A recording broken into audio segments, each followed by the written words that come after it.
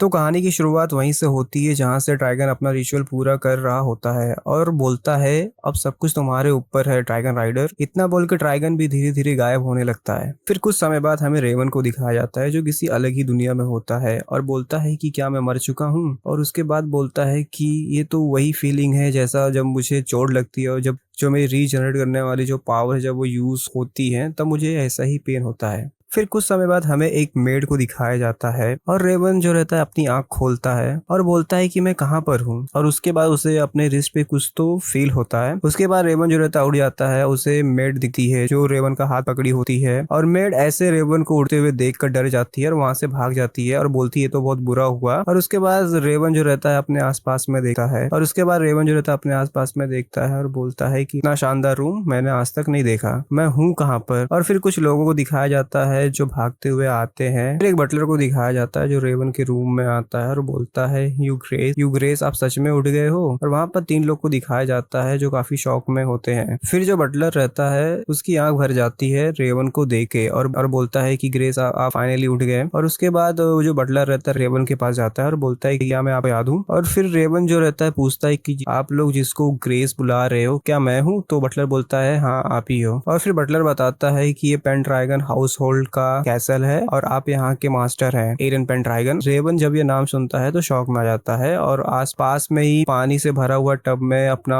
Face जाके देखता है और बोलता है कि मेरे साथ में ये क्या हुआ। फिर जो वेट्रेस रहती है बोलती है कि लगता है आप अपना फेस भी भूल गए, आप कैसे दिखते थे। फिर बटलर लिंडसी को बोलता है, लिंडसी जो कि वेट्रेस का नाम होता है, बोलता है कि ग्रेस अभी उठे हैं इसलिए उन्हें कुछ भी याद नहीं होगा, इसलिए उनको अभी फोर्स मत करो कुछ भी याद करने के लिए। फिर कोई अचानक से दरवाजा खोलता है और वो एरन की मॉम होती है। एरन को देख के बोलती है तुम जाग गए। और यहाँ पर हमें एरन की मॉम का नाम बताया गया है जो कि हेलेना होता है। और ये सब देख के जो भी मतलब वेट्रेस और जो बटलर होते हैं सब देख के काफी खुश होते हैं। और रेवन बोलता है अभी इस बार कौन है। और एरन को ऐसा जागा हुआ देख के जो एरन की मॉम होती है बहुत ही ज्यादा खुश होती है। और एरन जो रहता है किसी और ही सोच में पड़ा हुआ रहता है। वो रहता है वहां पर एक और लेडी होती है जिनका बिहेवियर थोड़ा सा अजीब लगता है एरन को विंक करती है और शांत होने के लिए बोलती है। उसके बाद एरन की जो माँ रहती है एरन को गले लगाकर बोलती है कि क्या तुम्हें याद है मैं तुम्हारी माँ हूँ। और रेवन बोलता है कि मुझे कुछ भी याद नहीं आ रहा है और ये सब क्या है, क्या ये सब एक ड्रीम है। और इतना सुनने के बाद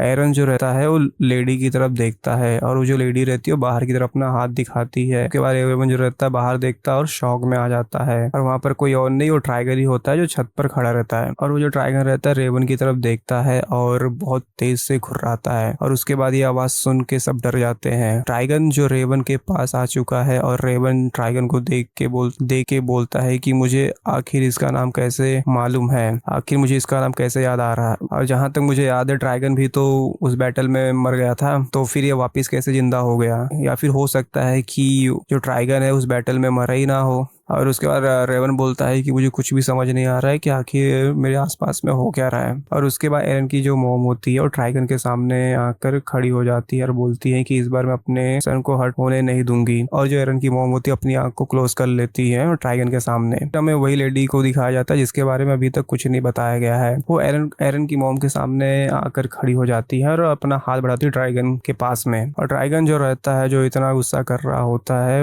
इसके बाद शांत हो जाता है। और रेवन जो रहता है उस लेडी को पीछे हटने के लिए बोलता है, ड्रैगन से दूर जाने के लिए बोलता है। और वो लेडी वापस एरन को विंक करती है और रेवन अभी कुछ नहीं समझ रहा होता है कि आखिर ये सब क्या हो रहा है और ये लेडी कैसे उस ड्रैगन को कैसे कंट्रोल कर रही है और कैसे ड्रैगन जो है लेडी को देख के शांत हो जाता है। और जो एरन की मॉम होती है और एरन को देखती है और पूछती है क्या हुआ। और उसके बाद एरन की मॉम जो रहती है बोलती है कि खतरनाक हो सकता है, यहाँ से दूर जाके बैठो। और एरन जो रहता है वो सोचता है कि क्या ये जो ओल्ड लेडी जो ड्रैगन के सामने खड़ी है क्या उसको सिर्फ मैं ही देख पा रहा हूँ, क्या बाकी लोग नहीं देख पा रहे उसको। फिर वो जो लेडी रहती है एरन को देखती है और उसके बाद जो ड्रैगन रहता है वो भी चले आता है। उसके बाद हमें वो लेडी को दिखाया जाता है जो ड्रैगन के पास खड़ी होती है। और जो ड्रैगन रहता है उसके कुछ समय बाद वो उड़ जाता है। और फिर हमें वो जो लेडी रहती है एरन की तरफ देखती है और धीरे धीरे गायब होने लगती है। जो उसका बटलर आता है और एरन की जो मॉम रहती है उनसे पूछता है कि आप ठीक है।